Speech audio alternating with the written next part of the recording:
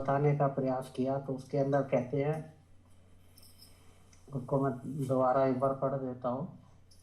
कहते हैं आचार्य अंतेवासी, अर्थात अंतेवासी शब्द आता है जो आचार्यों के पास रहने वाले हों, अर्थात उनके समीप रहकर जो विद्या अध्ययन करते हैं। इसीलिए ऋषि ने यहाँ पर लिखा, अर्थात अपने शिष्य शिष्याओं को इस प्रकार समस्त विद्याओं का ग्रहण और आचार्य के लिए प्रिय धन देकर विवाह करके संतान उत्पत्ति कर। अर्थात जितना भी पढ़ना पढ़ाना है वो कैसे है, आचरण के साथ है। ऋषि यहाँ पर बार बार जितना भी तीर्थ समोल्लास में अब तक लिखा है वो सारा क्या है, पहले आचरण उत्तमवासी उत्तम होना चाहिए। और अब यहाँ पर अंतवासी के लिए फिर कहा है कि सदा सत्य बोल, धर्माचरण कर, प्रमाद रहित होकर पढ़ा और पूर्ण ब्रह्मचर्य से समस्त विद्याओं का ग्रहण कर। और उसके बाद अर्थात जब पूर्ण विद्या हो जाए तब आचार्य के लिए प्रिय धन देकर, अर्थात प्रिय धन अर्थात गुरु दक्षिणा देकर विवाह करके संतान उत्पत्ति कर। अर्थात गृहस्थ धर्म का विद्या पूर्ण होने के बाद अगला कर्तव्य क्या है, गृहस्थ धर्म। तो कहते हैं गृहस्थ धर्म करे अर्थात विवाह करे। और फिर कहते हैं अब प्रमाद के लिए लिखा है कि किसी भी कार्य में प्रमाद आलस्य नहीं करना। इसीलिए लिखते हैं प्रमाद से सत्य को कभी मत छोड़, प्रमाद से धर्म का त्याग मत कर, प्रमाद से आरोग्य और चतुराई को मत छोड़, प्रमाद से पढ़ने और पढ़ाने को कभी मत छोड़। अर्थात किसी भी कार्य के अंदर, ये किसके लिए है, ब्रह्मचारियों के लिए। कहते हैं किसी भी अपने कार्य के अंदर आलस्य प्रमाद नहीं करना, ये विघ्न है विद्यार्थियों के लिए। और कहते हैं देव विद्वान माता पिता आदि की सेवा में प्रमाद मत कर, जैसे विद्वान का सत्कार करे उसी प्रकार माता पिता आचार्य और अतिथि की सेवा सदा किया कर। तो ये वहाँ पर गुरुकुल में रहते हुए भी और उसके बाद गृहस्थ आश्रम में जाने के बाद भी उस सब के लिए आदेश आचार्य के द्वारा है। फिर कहते हैं जो अनिंदित धर्म युक्त कर्म है उन सत्य भाषण आदि को किया कर, उनसे भिन्न मिथ्या भाषण आदि कभी मत कर। अर्थात जो निंदित कर्म है उनको कभी नहीं करना और जो धर्म युक्त कर्म है उनको सदा किया कर। और एक यहाँ पर पंक्ति और लिखी है, महत्वपूर्ण है, लिखते हैं जो हमारे सुचरित्र अर्थात धर्मयुक्त कर्म हो उन्हीं का ग्रहण कर और जो हमारे पापाचरण हो उनको कभी मत कर। क्योंकि आचार्य भी क्या है, मनुष्य हैं, किसी कारण से उनके अंदर कोई दोष आ जाए या कोई दोष ऐसा नजर आता हो तो उसके आदेश हैं कि उसका आचरण मत कर। क्योंकि मनुष्य क्या देख के भी सीखता है, क्योंकि आप्त पुरुषों का आचरण करने के लिए आदेश है। परंतु वहाँ पर एक विशेष बात है कि यदि उनमें किसी तरह का कोई दोष है तो उसका आचरण नहीं करना है। और साथ साथ लिखा है जो कोई हमारे मध्य में उत्तम विद्वान धर्मात्मा ब्राह्मण है उन्हीं के समीप बैठ और उन्हीं का विश्वास किया कर। अर्थात आचार्यों में भी जो उत्तम से उत्तम है उसका आचरण करना है। क्योंकि उत्तम से उत्तम व्यक्ति के अंदर इस प्रकार के दोष आदि नहीं होंगे। उनके कार्य कैसे होते हैं, कहते हैं आप्त पुरुष कहलाते हैं और उनका ही आचरण करना है, उन्हीं के समीप बैठना अर्थात उनका सत्संग करना है, उन्हीं से विद्या लेना है। और उसके बाद दान के लिए लिखा है, कहते हैं श्रद्धा से देना अश्रद्धा से देना। किसी कार्य में श्रद्धा है तब भी देना और अगर श्रद्धा ना हो और कार्य उत्तम हो तब भी देना। शोभा से देना, कहीं प्रतिष्ठा मान आदि मिलता हो देने से वहां पर भी देना। और कहते हैं लज्जा से देना, कहते हैं मान प्रतिष्ठा ना भी होती हो तब भी देना। अर्थात इस डर से भी, आगे शब्द भी लिखा है भय से देना, अर्थात किसी प्रकार के डर से कि अगर मैंने नहीं दिया जाति बाह्य ना कर दें या वहां पर मेरा मान प्रतिष्ठा यदि गिरती हो, इस भय से भी अगर दान देना पड़े।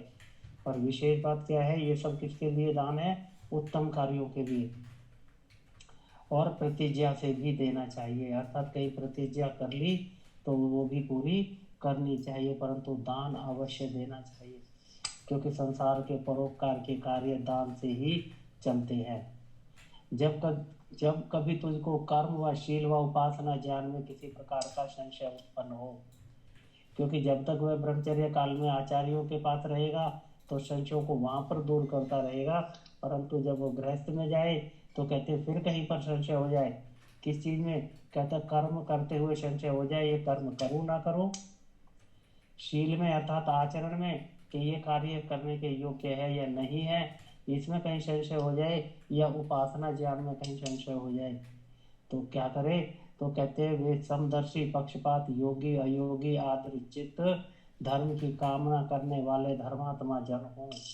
तो कहते हैं अपने आसपास किसी आप्त पुरुष को देख लें, ज्ञानी विद्वान को देख लें कि वो कैसे हों, पक्षपात रहित हों, क्योंकि पक्षपात करने वाला व्यक्ति हमेशा स्वार्थी होता है।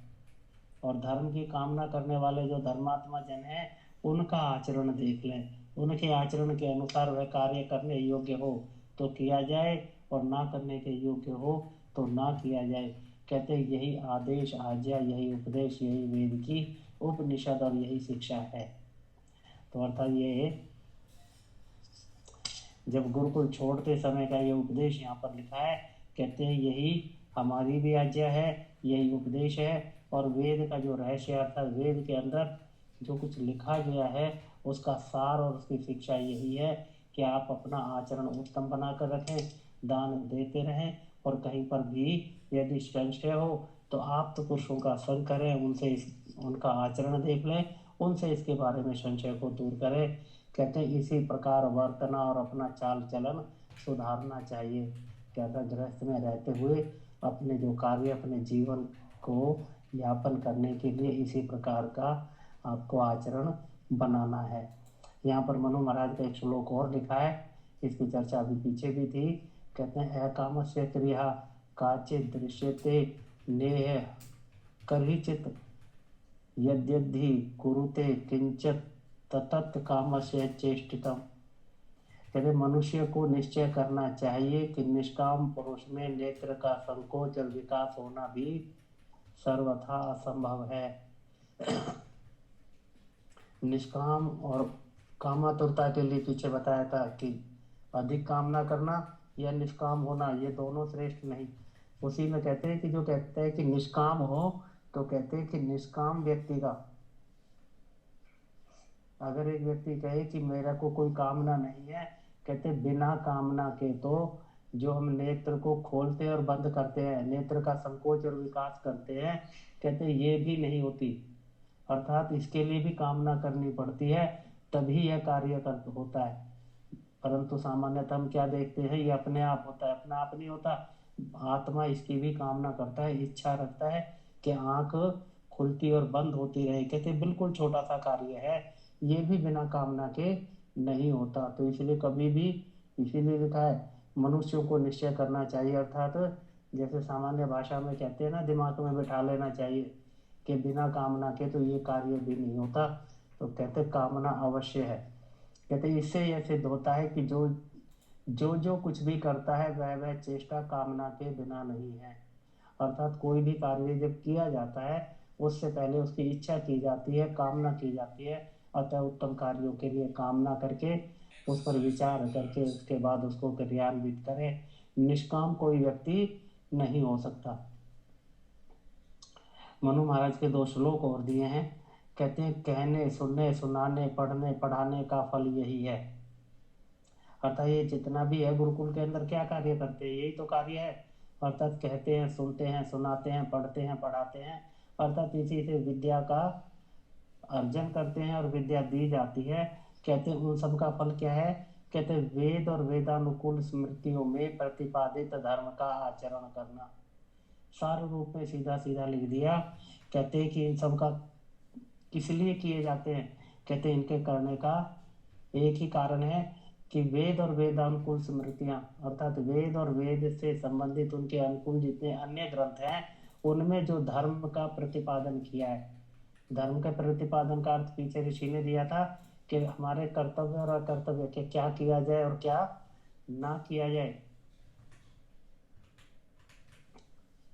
तो वो सब, उन सब को जानना ही इस पूरे जो प्रसंग यहाँ पर चलता है। कहते ये कहना, सुनना, पढ़ना, पढ़ाना सब किस लिए है? अर्थात ये सारा का सारा हमें उन सब बातों को बताता है कि हम क्या करें और क्या ना करें, अर्थात हमारा आचरण किस प्रकार का हो। इसीलिए धर्माचार में सदा युक्त रहें। कहते हैं इतना सब पुरुषार्थ इसलिए किया जाता है आचार्यों द्वारा और ब्रह्मचारियों द्वारा, ताकि हम उत्तम आचरण को सीख जाएं। और इसीलिए जो सदाचार है इसी से सदा हम युक्त रहें, अर्थात अधर्म के कार्य ना करें। और कहते हैं जो धर्माचरण से रहित होता है, ऊपर वाला जो श्लोक है उसके अंदर आदेश दिया कि धर्म का कार्य करें, और यहाँ पर कहते हैं कि जो धर्म के कार्य नहीं करते अर्थात धर्माचरण से रहित हैं, वह वेद प्रतिपादित धर्म जन्य सुख रूप फल।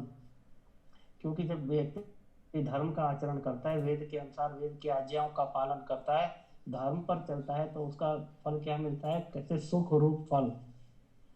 तो वो सुख रूप फल उस व्यक्ति को प्राप्त नहीं होता जो धर्म के आचरण से रहित है। इसीलिए लिखा है क्योंकि जो धर्माचरण से रहित है वह वेद प्रतिपादित धर्म जन्य सुख रूप फल को प्राप्त नहीं हो सकता। और जो विद्या पढ़ के धर्माचरण करता है, दोनों बातें यहाँ पर लिखी है, महत्वपूर्ण है कि एक व्यक्ति ने विद्या पढ़ ली परंतु आचरण नहीं किया तो उसको भी यह सुख रूप फल प्राप्त नहीं होगा। इसीलिए लिखा है विद्या पढ़ के धर्माचरण करता है वही संपूर्ण सुख को प्राप्त होता है। अर्थात हम विद्या का ग्रहण भी करें और उसके अनुसार अपना आचरण बनाएं, उसी के अनुसार जीवन यापन करें, तभी हम सुख रूप फल को प्राप्त कर सकते हैं। तो यहाँ पर अभी तक जितना भी यहाँ पर ऋषि ने लिखा है उत्तम आचरण बनाने के लिए लिखा है, उत्तम आचरण को सीखने के लिए लिखा है। अब यहाँ पर लिखते हैं, क्योंकि वेद की चर्चा ऋषि ने यहाँ पर की है, तो एक बड़ा महत्वपूर्ण यहाँ पर एक श्लोक मनु महाराज जी ने दिया है। कहते हैं योग मन्येत ते मूले हेतु शास्त्राश्रयाद द्विजा स साधु फिर बहिष्कार्यो नास्तिको वेद निंदका। जो वेद और वेदानुकूल आप्त पुरुषों के किए शास्त्रों का अपमान करता है। तो अपमान कैसे होता है, कहते जो वेद को नहीं मानता, उसकी आज्ञाओं का उल्लंघन करता है, वेद पर श्रद्धा नहीं रखता, तो कहते हैं वो, और साथ में वेद के अनुकूल जितने भी शास्त्र कितने बनाए हुए हैं, कहते हैं आप्त पुरुषों के जो शास्त्र हैं, कहते हैं जो उनका अपमान करता है अर्थात उनके अनुसार अपना आचरण नहीं बनाता।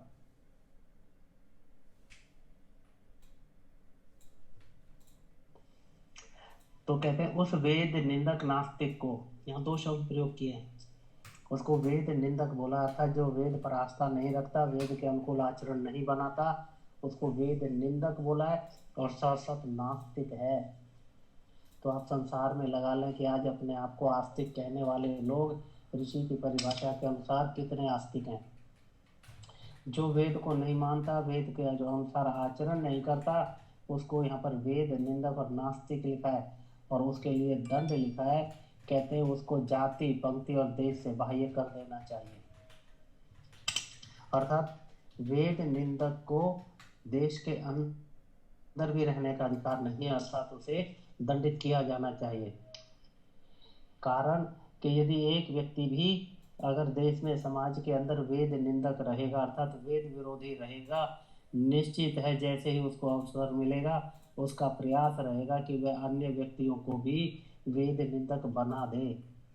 क्योंकि व्यक्ति क्या करता है, जैसे उसके आचार विचार होते हैं उसी प्रकार के अन्य लोगों को भी अपने आचार विचार में ढालने का प्रयास करता है। और जो व्यक्ति जिनका आचरण उत्तम नहीं होता अर्थात इनके गुण कर्म स्वभाव उत्तम नहीं होते, दुर्गुण और दुर्व्यसनी होते हैं, वो अन्य अपनी संख्या बढ़ाने का प्रयास अवश्य करते हैं।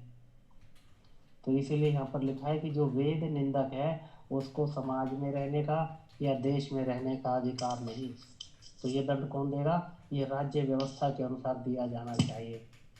क्योंकि आज भारत में कैसी व्यवस्था है, बोले अपनी इच्छा से जो चाहे वो कर सकता है, दूसरे को उसके अंदर हस्तक्षेप करने का अधिकार नहीं। परंतु यहाँ आदेश क्या है, वेद का सीधा आदेश है कि वेद के निंदक व्यक्ति को देश में और जाति में समाज में रहने का अधिकार नहीं होना चाहिए। एक और मनु महाराज ने यहाँ पर श्लोक दिया है, कहते श्रुति ही स्मृति ही सदाचार स्वस्य च प्रियमात्मनः एतत् चतुर्विधम प्राहु साक्षात धर्मस्य लक्षणम। ये धर्म के 4 लक्षण यहाँ पर दिए हैं। कहते श्रुति वेद, क्योंकि वेद का एक नाम श्रुति भी है, आप सब जानते हैं।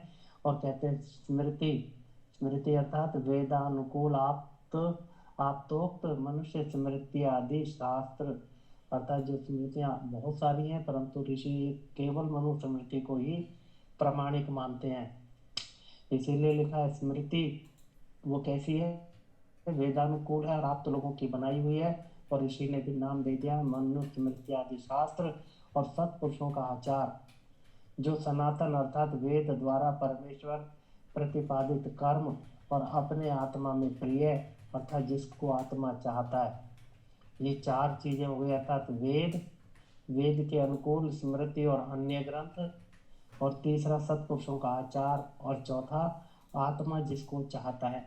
आत्मा जिसको चाहता है उसका अर्थ ये ना लगाएं कि मेरे मन में जो आया वो सब, अर्थात शुद्ध आत्मा से विचार करके जैसा मैं उत्तम समझता हूँ, अर्थात जो उत्तम है वो उन सबको, जैसे कि सत्य भाषण, ये चार धर्म के लक्षण, इन्हीं से धर्म अधर्म का निश्चय होता है।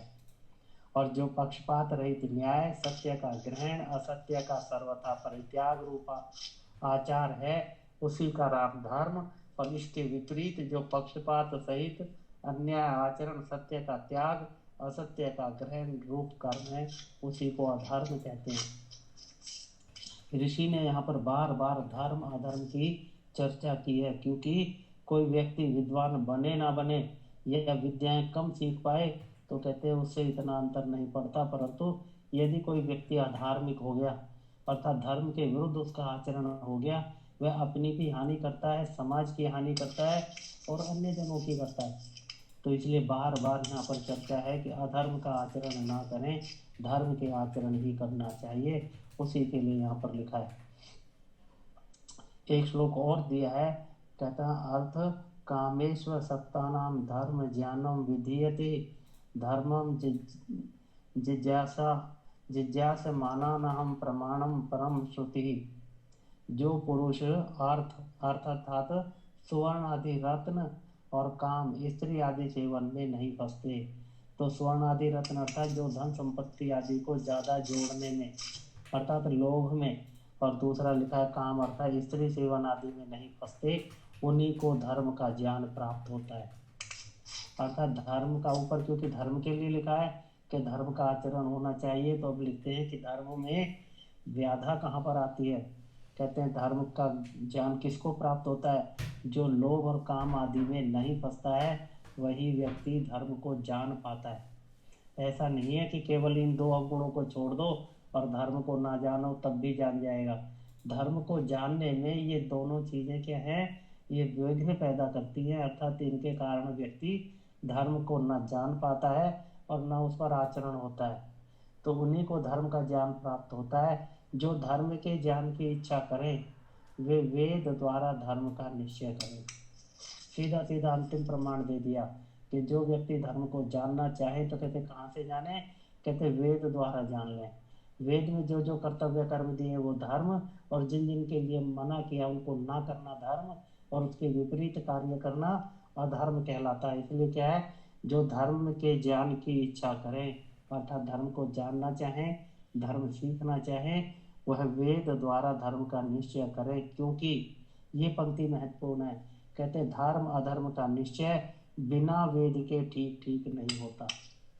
अर्थात एक व्यक्ति अगर ये सोचता हो, बोले जी मैं बड़ी शुद्ध आत्मा से बिल्कुल अपने हिसाब से विचार करके निस्वार्थ होकर मैं निश्चय करता हूँ और धर्म अधर्म को तो मैं जानता हूँ, ऋषि कहते हैं कि धर्म अधर्म का निश्चय कभी भी बिना वेद के नहीं हो सकता। क्योंकि मनुष्य का आत्मा कैसा है, अल्पज्य है। वह कई बार क्या होता है, जिसको धर्म समझता है वास्तव में वो अधर्म होता है, जहाँ अधर्म समझता है वो धर्म होता है।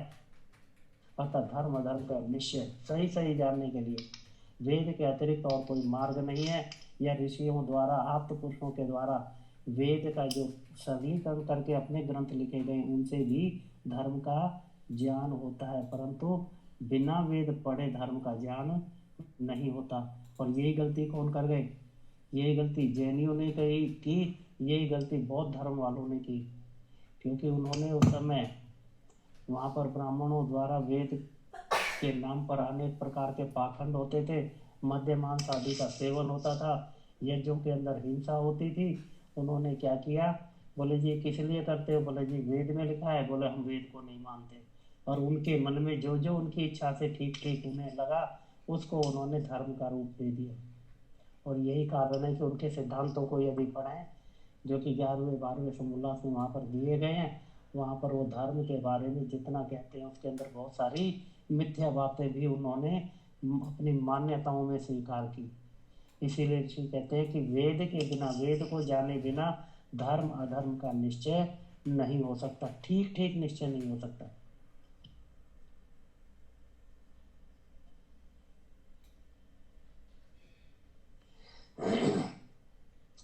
आगे लिखते हैं, इस प्रकार आचार्य अपने शिष्य को उपदेश करे और विशेषकर राजा, इतर क्षत्रिय, वैश्य और उत्तम शूद्र जनों को भी विद्या का अभ्यास अवश्य कराए। अर्थात जितना भी यहाँ तक लिखा है ये सब क्या है? आचार्यों द्वारा उपदेश शिष्यों को करना। और साथ साथ ऋषि का उद्देश्य क्या है इसको लिखने का? कि हम भी जानते चलें, जिस विद्या को हमने गुरुकुलों में ना जाकर नहीं सीख पाए उसको भी हम जाने कि अर्थात उत्तम आचरण किस प्रकार बनाया जा सकता है। तो आगे लिखते हैं, इस प्रकार आचार्य अपने शिष्य का उपदेश करे और राजा विशेषकर राजा के लिए क्यों लिखा है? क्योंकि यदि राजा उत्तम स्वभाव वाला होगा, आर्य गुणों को धारण करने वाला होगा, वेद के अनुसार चलने वाला होगा, तो वह पूरे राज्य को इसकी व्यवस्था में ला सकता है। इसलिए लिखा है कि विशेषकर राजा को तो उत्तम आचरण वाला और वेद का ज्ञाता होना चाहिए। और फिर कहते हैं इससे इतर अर्थात इससे अन्य, राजा से अन्य, कहते क्षत्रिय, वैश्य और उत्तम शूद्र जनों को भी विद्या का अभ्यास अवश्य कराएं। कहते हैं इसके बाद राजा के अतिरिक्त क्षत्रिय, वैश्य और शूद्र जन भी, शूद्र भी कौन से? उत्तम, अर्थात जो विद्या ग्रहण कर सकते हैं उनको भी विद्या का अभ्यास कराते रहें। ये व्यवस्था कब की है? ये व्यवस्था है जब व्यक्ति ने गृहस्थ आश्रम कर लिया, उसके बाद भी लिखा है कि केवल विद्या वहीं पर नहीं छोड़ देनी। कहते जी हमारा तो गृहस्थ का समय आ गया, अब विद्या अर्जन नहीं करनी, ये तो ब्रह्मचर्य काल में कर ली गई। कहते नहीं, राजा भी और उसके बाद क्षत्रिय, वैश्य और उत्तम जो शूद्र जन है वो भी विद्या का अभ्यास अवश्य करावें। क्योंकि जो ब्राह्मण हैं वे ही, क्योंकि ऊपर इनमें 3 ब्राह्मण का इसमें नाम नहीं दिया, क्योंकि ब्राह्मण के लिए तो पूरे जीवन लिखा है, चाहे वो गृहस्थ में हो, चाहे वानप्रस्थ में हो, चाहे संन्यास में हो, चाहे किसी भी आश्रम में हो, ब्राह्मण को तो हमेशा विद्या का अभ्यास करना ही है, अर्थात उसका कर्तव्य कर्म पढ़ना पढ़ाना है। परंतु कहते क्षत्रिय, वैश्य और शूद्र भी अपने पूरे जीवन में जितना समय मिले अध्ययन अध्यापन चलना चाहिए, अर्थात उन्हें अपना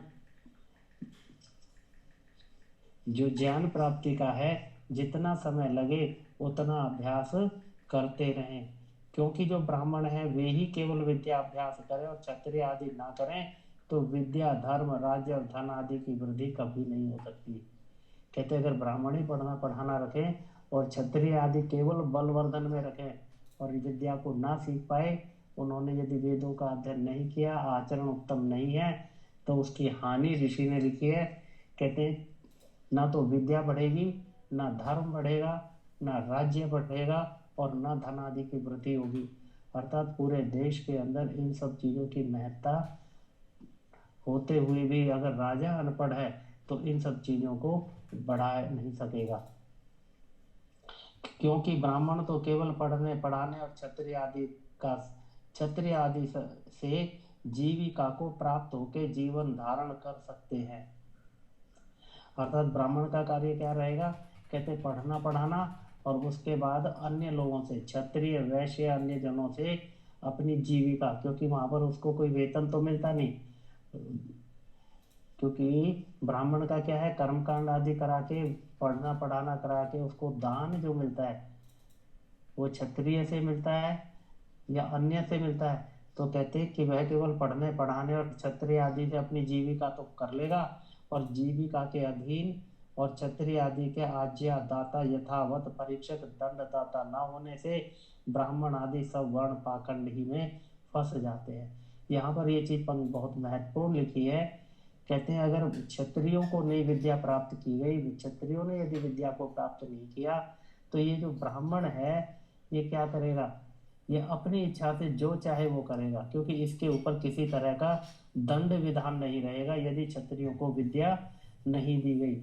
और पीछे का जो काल रहा है उसी के अंदर ब्राह्मणों ने विद्या भी पढ़नी छोड़ दी थी, और क्षत्रिय और वैश्य आदियों ने तो पूरी तरह से विद्या का त्याग कर दिया था, क्योंकि इनको पढ़ाया नहीं गया। और इसी कारण ब्राह्मणों ने अपना वर्चस्व चलाया, क्योंकि क्षत्रिय पढ़े नहीं थे और ब्राह्मणों ने जैसा उनको क्षत्रियों को बताया उन्होंने वैसा ही मान लिया। इसीलिए ऋषि ने यहाँ पर लिखा है, क्योंकि ब्राह्मण तो केवल पढ़ने पढ़ाने और क्षत्रिय आदि से जीविका को प्राप्त होकर जीवन धारण कर सकते हैं, जीविका के अधीन और क्षत्रिय आदि के आज्ञादाता और यथावत परीक्षक दंडदाता न होने से ब्राह्मण आदि सब वर्ण पाखंडी में फंस जाते हैं। और जब क्षत्रिय आदि विद्वान होते हैं तब ब्राह्मण भी अधिक विद्याभ्यास और धर्म पथ में चलते हैं, क्योंकि उन क्षत्रिय आदि विद्वानों के सामने पाखंड और झूठा व्यवहार कभी नहीं कर सकते। अगर क्षत्रिय भी पढ़े लिखे होंगे, क्यों कि ब्राह्मण किसके अंतर्गत कार्य करता है, क्षत्रियों के करता है, क्योंकि जीविका उसी से मिलती है और राज्य व्यवस्थाएं क्षत्रियों के हाथ में होती है, तो ब्राह्मण की भी विद्या बढ़ती है। और यदि क्षत्रिय पढ़े ना हो तो ब्राह्मण वर्ग क्षत्रियों को अपने अनुसार किसी भी प्रकार के पाखंड में फंसा देता है। और कहते हैं जब क्षत्रिय आदि अविद्वान होते हैं तो जैसा अपने मन में आता है वैसा ही करते कराते हैं। इसलिए ब्राह्मण भी अपना कल्याण चाहें तो क्षत्रिय आदि को वेद आदि सत्य शास्त्र का अभ्यास अधिक प्रयत्न से करावें। अगर ये लिखा है ना, ब्राह्मण अपना कल्याण चाहें, क्योंकि ब्राह्मणों पर नियंत्रण कौन करेगा, क्षत्रिय करेगा। और जब क्षत्रिय पढ़ा लिखा होगा तो ब्राह्मणों पर नियंत्रण करके ब्राह्मण भी अपनी विद्या को बढ़ाएंगे, क्योंकि अगर ब्राह्मणों ने अपनी विद्या नहीं बढ़ाई तो वो भी अधोगति को प्राप्त होते हैं। इसलिए कहते हैं यदि ये दोनों वर्ण पढ़ते हैं, क्षत्रिय और ब्राह्मण, तो ये एक दूसरे को नियंत्रित करते हैं और तो दोनों में विद्या बढ़ती है। इसीलिए आगे ऋषि ने लिखा है, क्योंकि क्षत्रिय आदि ही विद्या धर्म राज्य और लक्ष्मी की वृद्धि करने आ रहे हैं। अर्थात पूरे देश के अंदर, पूरे राष्ट्र के अंदर क्षत्रिय आदि के विद्वान होने से ही विद्या भी बढ़ता है, धर्म बढ़ता है, राज्य बढ़ती है और लक्ष्मी की वृद्धि होती है। और लिखा है वे कभी भिक्षावृत्ति नहीं करें, किसके लिए, क्षत्रियों के लिए। और इसीलिए वे विद्या व्यवहार में पक्षपाती भी नहीं हो सकते। और जब सब वर्णों में विद्या सुशिक्षा होती है तब कोई भी पाखंड रूप अधर्म युक्त मिथ्या व्यवहार को नहीं चला सकता।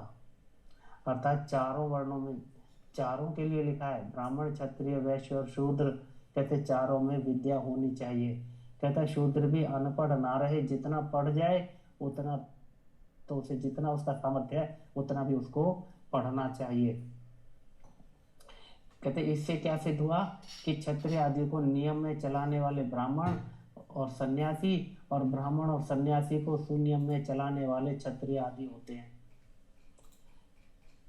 अर्थात क्षत्रिय को नियंत्रित कौन करेगा, ब्राह्मण और सन्यासी। और कहते हैं ब्राह्मण और सन्यासी को कौन नियंत्रित करेगा, कहते क्षत्रिय नियंत्रित करेगा। अर्थात इसीलिए प्रत्येक व्यक्ति को विद्या की प्राप्ति होना आवश्यक है। कहते हैं इसीलिए सब वर्णों के स्त्री पुरुषों में विद्या और धर्म का प्रचार अवश्य होना चाहिए। आवश्यक शब्द यहाँ पर किया है, अर्थात कोई भी व्यक्ति, स्त्री और पुरुष दोनों के लिए लिखा है। कहते हैं इसलिए स्त्री पुरुष कौन से, बोले सब वर्णों के, अर्थात ब्राह्मण क्षत्रिय वैश्य और शूद्र सभी में स्त्री और पुरुषों में विद्या और धर्म का प्रचार, दोनों चीजें, अर्थात विद्या भी सीखें और धर्म का आचरण भी सीखें, तभी पूरे देश का और सभी व्यक्तियों का यहाँ पर लाभ हो सकता है। तो अभी तक जितना भी था वो सारा आचरण के ऊपर था। अब यहाँ से कुछ ऋषि ने विशेष बातें और लिखी हैं। ये आगे का जो पाठ है इसके अंदर सत्य असत्य को जानने के लिए, अर्थात क्या सत्य है क्या असत्य है, उसकी परीक्षा किस प्रकार से करें, उसके लिए ऋषि ने यहाँ पर लिखा है। कहते हैं अब जो पढ़ना पढ़ाना हो वह अच्छी प्रकार परीक्षा करके होना योग्य है, क्योंकि पढ़ने पढ़ाने में भी ऐसा ना हो कोई मिथ्या ग्रंथों को पढ़ा दिया जाए, क्योंकि यदि मिथ्या ग्रंथ, अगर कोई मिथ्या किसी विद्या को दे दिया गया तो क्या उसकी हानि होती है। कहते पढ़ने से पहले, पढ़ाने से पहले परीक्षा कर लें कि क्या सत्य है, क्या असत्य है, क्या पढ़ाना है, क्या नहीं पढ़ाना। तो कहते 5 प्रकार की परीक्षा होती है, और ये केवल पढ़ने पढ़ाने के लिए नहीं, ये सभी के लिए है। हम भी अपने जीवन के अंदर सत्य असत्य को यदि जानना चाहें तो उसके लिए परीक्षा करने का एक ही यहाँ पर विधि है, अर्थात 5 प्रकार की परीक्षा। इसको सभी लोग समझेंगे, इसमें कोई संशय हो अवश्य पूछें। तो 5 परीक्षा में पहली कहते जो जो ईश्वर के गुण कर्म स्वभाव और वेदों से अनुकूल हो वह सत्य, और उससे विरुद्ध असत्य। अर्थात ईश्वर के बारे में यदि कोई चिंतन मनन करना है कि ये ईश्वर है या नहीं, तो वो सारा का सारा कैसे होगा कि पहले ईश्वर के गुण कर्म स्वभावों को जाने। इसीलिए ऋषि ने सबसे पहले अध्याय के अंदर, पहले समुल्लास के अंदर ईश्वरों के नाम की व्याख्या करते हुए वहां पर ईश्वर के मुख्य गुण कर्म स्वभावों को बता दिया। अर्थात ईश्वर को जानने के लिए ईश्वर के गुण कर्म स्वभाव को जानना आवश्यक है, और कोई भी चीज ईश्वर के गुण कर्म स्वभाव से विरुद्ध है तो उसको ना माना जाए। और दूसरा लिखा है वेद के अनुकूल, क्योंकि वेदों के अंदर ईश्वर के गुण कर्म स्वभाव लिखे हैं, इसलिए जो जो बातें वेद के अनुकूल हैं वह सत्य और उसके विरुद्ध असत्य है। सीधा सीधा प्रमाण वेद का है, अर्थात वेद अंतिम प्रमाण है। वेद के अंदर जो भी कुछ लिखा है उसके ऊपर संशय करने की आवश्यकता नहीं है, और यदि उसमें भी कहीं संशय है तो हो सकता है हमारे ज्ञान में कमी हो, उसके लिए आप तो पुरुषों का संग करें, उनसे उसके बारे में अपने संशय को दूर करें। अन्यथा वेद के अंदर जो कुछ लिखा है और ईश्वर के गुण कर्म स्वभाव जो वेद में लिखे हैं वो सारे के सारे क्या हैं, कहते सत्य है, और उससे विरुद्ध जितना भी है वो असत्य है, उसके अंदर संशय की कहीं आवश्यकता नहीं है। दूसरा लिखते हैं जो सृष्टि क्रम से अनुकूल, अर्थात सृष्टि के अंदर पहले से जो होता आया है या अब जो हो रहा है वो जो जो उसके अनुकूल है वह सत्य है। इसीलिए लिखा है जो जो सृष्टि क्रम से अनुकूल वह सत्य है, और जो जो सृष्टि क्रम से विरुद्ध है वह असत्य है। उदाहरण भी साथ दे दिया, जैसे कोई कहे बिना माता पिता के योग से लड़का उत्पन्न हुआ, ऐसा कथन सृष्टि क्रम से विरुद्ध होने से सर्वथा असत्य है। अर्थात कोई भी कार्य, क्योंकि बहुत सी बातें ऐसी चलती हैं कि जी द्वापर में तो ऐसा होता था, कलयुग में नहीं होता, सतयुग में होता था अब नहीं होता, या अब होता है पहले नहीं होता था। ये सब बातें क्या है, सृष्टि क्रम के विरुद्ध हैं। अर्थात जो पहले होता था वो आज भी होता है, और हमेशा जब जब सृष्टि की उत्पत्ति हुई है तब वो सारी क्रियाएं उसी रूप में होती हैं। इसीलिए लिखा है कि सृष्टि क्रम के अनुकूल, और उदाहरण भी दे दिया कि जैसे आज माता पिता के संयोग से पुत्र पुत्री या संतान होती है, कहते हैं पहले भी चाहे वो कितने ही पुराने काल में चले जाओ वहां पर भी ऐसे ही होता है। अगर कोई कहे बिना माता पिता के संयोग से संतान हुई तो वो क्या हो गया, सृष्टि क्रम के अनुकूल, अर्थात उसके विरुद्ध है, तो वह असत्य है। और आप पुराणों के अंदर कितनी गाथाएं, कितनी कथाएं ऐसी देखेंगे जो सृष्टि क्रम के विरुद्ध हैं। जैसे भागवत में तो बहुत है जी, भागवत में हाँ उसमें ब्रह्मा विष्णु महेश बना दिया अपने उससे जीव से, मतलब वो निकाला, फिर उसने बेटे से कुंती को कहते हैं सूर्य, ये जो कर्ण सूर्य से पैदा हुआ, सूर्य से थोड़ी हो सकता है। हाँ सूर्य जी, के समान तेजस्वी ब्रह्म वो था ब्रह्मचारी, उससे पैदा हुआ है, भी हो सकता है जी। योग से हुआ है, मतलब हाँ सूर्य जी, के समान तेज ब्रह्मचारी था ना, उससे हुआ है, नियोग से हुआ है, हाँ जी, बिल्कुल वात्मिक ठीक योग बात से है है। जी, बिल्कुल जी। तो इसीलिए सीधा सीधा है कि बिना माता पिता के संतान नहीं हो सकती, और कहीं पर भी अगर कहते हैं होती है तो वो क्या है, असत्य है। और तीसरा यहाँ लिखा आप्त, अर्थात जो धार्मिक विद्वान सत्यवादी निष्कपटियों का संग उपदेश के अनुकूल है वह ग्राह्य, जो विरुद्ध है वह अग्राह्य है। अर्थात जो आप्त पुरुष है, जो विद्वान है, जिन्होंने विद्या आदि को सबको जाना हुआ है और वो स्वार्थ रहित हैं।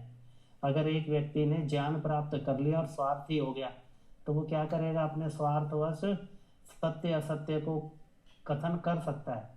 इसीलिए लिखा है कि जो विद्वान है, धार्मिक है, सत्यवादी हैं, उन्हीं का कथन मानने के योग्य है।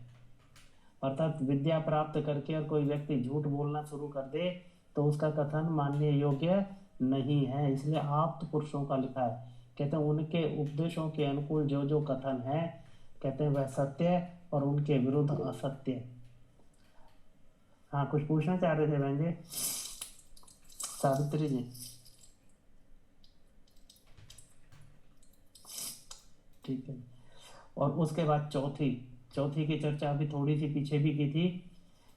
कहते हैं अपने आत्मा की पवित्रता विद्या के अनुकूल, अर्थात जैसे अपने को सुख प्रिय और दुख अप्रिय है वैसे ही सर्वत्र समझ लेना कि मैं भी किसी को दुख व सुख दूंगा तो वह भी अप्रसन्न और प्रसन्न होगा। अर्थात आत्मा के अनुकूलता देखकर जैसा हम अपने आत्मा में विचारते हैं वैसे ही दूसरे की आत्मा को भी समझें, उससे भी सत्य सत्य का निर्धारण होता है। जैसे हम चाहते हैं कि हमें किसी भी प्रकार से कोई कष्ट ना दे, तो कहते सारे जीव, मनुष्य मात्र नहीं अन्य जीव भी यही चाहते हैं कि हमें कष्ट ना मिले। अर्थात जो हम ये बलि आदि देते हैं, कहते हैं कि हम खुद नहीं चाहते कोई हमारी बलि चढ़ा दे, तो दूसरों की बलि देना क्या हो गया? असत्य हो गया। इसी तरह कहते हैं अपने आत्मा के अंदर इस बात का विचार कर लें कि हम हमेशा सुख चाहते हैं तो अन्य लोग भी सुख चाहते हैं, तो वो जो सुख देने का कार्य है अर्थात परोपकार के कार्य क्या है? सत्य। और उसके विरोध में करना अर्थात स्वार्थवश होकर दूसरे की हानि करना क्या है? ये विपरीत आचरण हुआ। तो इसलिए कहते हैं चौथी अपने आत्मा की पवित्रता और विद्या के अनुकूल। और फिर पांचवा लिखते हैं, कहते हैं आठवां प्रमाण अर्थात प्रत्यक्ष अनुमान उपमान शब्द एतय अर्थापत्ति संभव और अभाव, ये 8 प्रमाण हैं। इनके अनुसार भी सत्य असत्य का निर्णय होता है। तो इस 8 प्रमाण के यहाँ पर ऋषि ने नाम दिए। अब इन 8 प्रमाणों को ऋषि एक एक करके विस्तार से समझाएंगे क्योंकि बहुत महत्वपूर्ण है। इन्हीं के आधार पर सभी सत्य असत्य का निर्णय होता है। अर्थात ये 5 प्रकार की परीक्षा है जिसमें एक परीक्षा 8 प्रमाणों की है। तो 4 और पहले बता दिए, ईश्वर के गुण कर्म स्वभाव और वेद के अनुकूल, दूसरी सृष्टि क्रम के अनुकूल, तीसरी आप्त पुरुष अर्थात जो विद्वान हैं धार्मिक हैं उनके अनुसार, और चौथी अपने आत्मा की पवित्रता, और पांचवा 8 प्रमाण है प्रत्यक्ष अनुमान उपमान शब्द एतय अर्थापत्ति संभव और अभाव। इनमें से प्रत्यक्ष के लक्षण आदि में जो जो सूत्र नीचे लिखेंगे वे सब न्याय शास्त्र के प्रथम और द्वितीय अध्याय के जानो। तो ये न्याय शास्त्र के अंदर यहाँ पर इनकी व्याख्या की गई है। तो वहाँ पर सूत्र भी ऋषि ने यहाँ पर लिखा है। अब पहले वाला प्रत्यक्ष के लिए लिखा है कि प्रत्यक्ष कहते किसे हैं। मैं थोड़ा सा प्रत्यक्ष का बता देता हूँ, बाकी इसको दोबारा से कल से करेंगे। तो प्रत्यक्ष के लिए न्याय दर्शन का पहले अध्याय का पहला अन्य का चौथा सूत्र है, कहते हैं इंद्रियार्थ सन्निकर्षोत्पन्नम ज्ञान मक व्यवदेश्य व्यवचारी व्यवसायत्मक प्रत्यक्षम की परिभाषा दी है कि प्रत्यक्ष कहते किसको हैं। वैसे तो सामान्यतः जो हम प्रत्यक्ष जानते हैं किसको कहते हैं, अर्थात आंखों से देखा उसको कहते हैं प्रत्यक्ष। बोला हाँ मैंने इसका प्रत्यक्ष किया है, इसको मैंने आंखों से देखा है, उसको प्रत्यक्ष मानते हैं। परंतु शास्त्र के अंदर प्रत्यक्ष क्या कहते हैं? कहते हैं जो श्रोत्र त्वचा चक्षु जिह्वा और घ्राण का शब्द स्पर्श रूप रस और गंध के साथ, अर्थात 5 हमारी ज्ञानेंद्रियां हैं। इन 5 ज्ञानेंद्रियों से हम 5 विषयों को जानते हैं। तो ऋषि यहाँ पे लिखा है पहला श्रोत अर्थात कान से, त्वचा अपनी त्वचा से, चक्षु अर्थात नेत्र से, जिह्वा जीभ से, और घ्राण अर्थात नाक से। ये 5 हमारी ज्ञानेंद्रियां हैं। इनसे 5 विषय ऋषि ने क्रमशः लिखे हैं, अर्थात शब्द स्पर्श रूप रस गंध।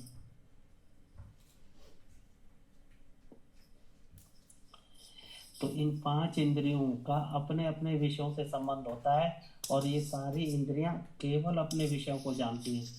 अर्थात आँख से केवल रूप का प्रत्यक्ष होता है, कान से शब्द का होता है, अर्थात अपने अपने विषयों को जब ये इंद्रियां जानती हैं उनको जानना प्रत्यक्ष कहलाता है। और वो प्रत्यक्ष भी कहता है, उसके साथ लिखा है कहते हैं रूप रस गंध, शब्द स्पर्श रूप रस गंध के साथ अव्यवहित, अव्यवहित अर्थात जिसमें किसी तरह से व्यवधान ना आया हो, अर्थात इंद्रियों का अपने विषय के साथ सीधा सीधा संपर्क हो, अर्थात आवरण रहित संबंध होता है इंद्रियों के साथ मन का, और मन के साथ आत्मा के संयोग से ज्ञान उत्पन्न होता है, उसको प्रत्यक्ष कहते हैं। अर्थात किसी भी इंद्रिय का अपने विषय के साथ सीधा संपर्क हो, बीच में किसी प्रकार का व्यवधान ना हो, तो उस संपर्क से क्या होता है, इंद्रियां अपने उस विषय को जानती हैं, जानने के बाद उसका उस विषय को मन तक पहुंचाती हैं, मन आत्मा तक पहुंचाता है, तब आत्मा को ज्ञान होता है। इसीलिए लिखा था आत्मा के संयोग से ज्ञान उत्पन्न होता है, उसको प्रत्यक्ष कहते हैं। तो ज्ञान किसको होता है, आत्मा को होता है। ये बाकी का जो इंद्रिय और उसके बाद मन जो बीच में है, ये दोनों क्या है, साधन है। अर्थात विषय के साथ इंद्रियों का संबंध, इंद्रियों का संबंध मन के साथ, और मन का संबंध आत्मा के साथ, और आत्मा क्योंकि चेतन सत्ता है इसलिए ज्ञान उसको होता है। कहते जब आत्मा को उस वस्तु का या उस विषय का ज्ञान होता है तो उसको प्रत्यक्ष कहते हैं। अब यहाँ पर इसके में आगे ये भी लिखा है कि प्रत्यक्ष के अंदर क्या क्या चीज़ नहीं होनी चाहिए, इसका कल पाठ करेंगे। आज के पाठ का यहीं पर विराम करते हैं। विश्वानिधि मंत्र के बाद आप लोगों का कोई शंका हो तो अवश्य, परंतु ये 5 परीक्षा बहुत महत्वपूर्ण है, सबको आनी चाहिए। इसके अंदर किसी प्रकार का कोई संशय रहना नहीं चाहिए। मंत्र पाठ। ओम विश्वानिदेव सविता दुरिता निपारा सोवा यद्भद्रन्तन्न आसोवा। ओम शांति शांति शांति। ओम। सभी को नमस्ते जी। नमस्ते जी। नमस्ते आचार्य जी।